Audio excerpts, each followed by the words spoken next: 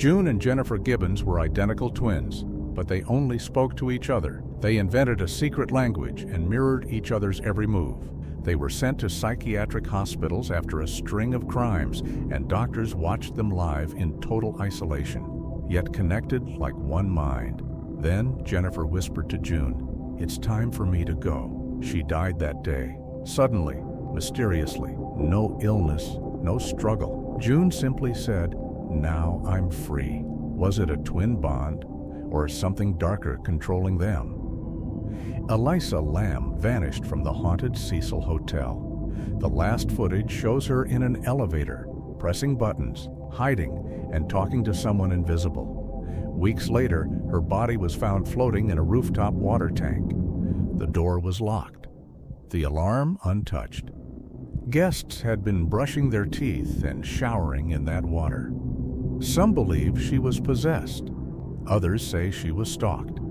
But no one knows how she got inside, or why her final moments felt like a nightmare. 9 Russian hikers were found dead in the snow. Their tent was ripped from the inside. Some fled barefoot in 30 degrees temperatures. One woman's tongue was missing. Another had skull fractures with no external wounds. Their clothes showed radiation. The official cause? Unknown compelling force. Some say military weapons. Others say something not of this earth. But no theory explains the sheer terror frozen on their faces.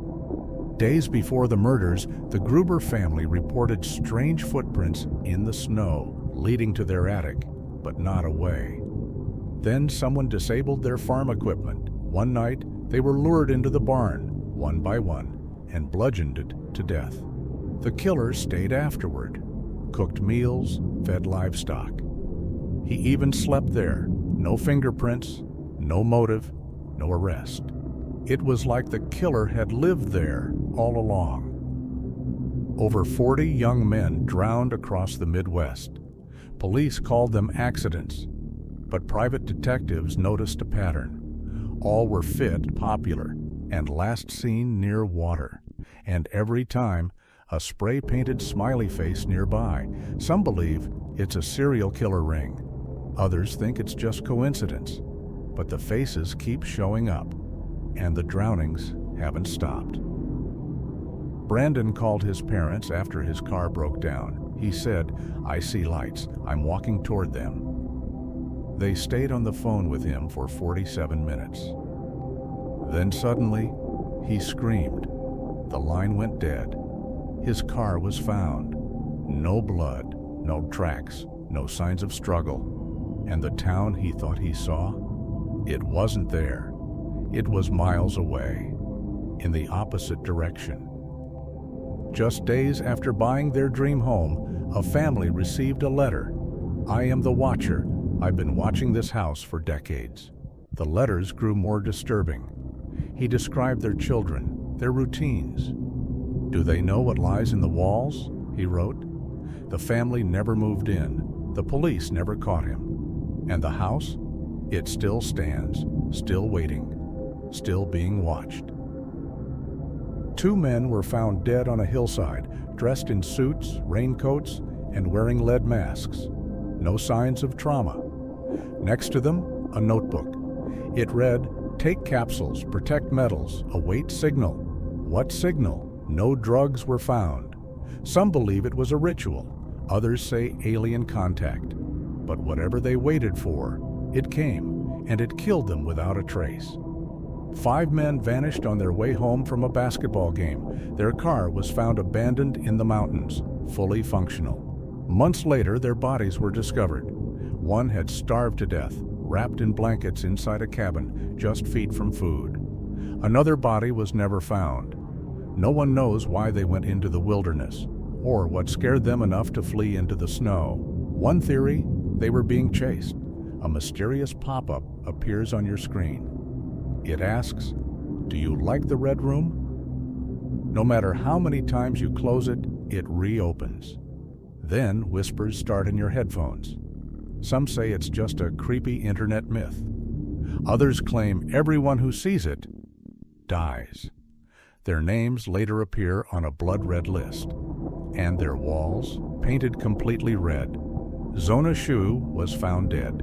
Her husband said she fell, but her mother claimed Zona's ghost visited her every night and whispered the truth. "He broke my neck." The body was exhumed. Her neck was indeed crushed. The husband was arrested. It's the only time in U.S. history that a ghost's testimony led to a murder conviction. Was it grief or justice from beyond? After two young sisters died in a car crash, their mother gave birth to twins. The new girls began asking for toys that were destroyed. They knew the names of places they'd never visited. They had the same birthmarks as their sisters. Even their handwriting matched. Doctors were baffled. Were they reborn to finish the lives that were taken too soon? A man arrived in Tokyo with a passport from Torrid, a country that doesn't exist. He spoke several languages and his passport had real stamps.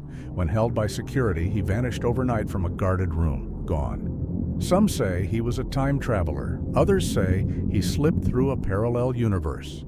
One thing is certain, Torrid isn't on any map except his. They knock late at night, two kids in old clothes. "Can we use your phone?" they whisper.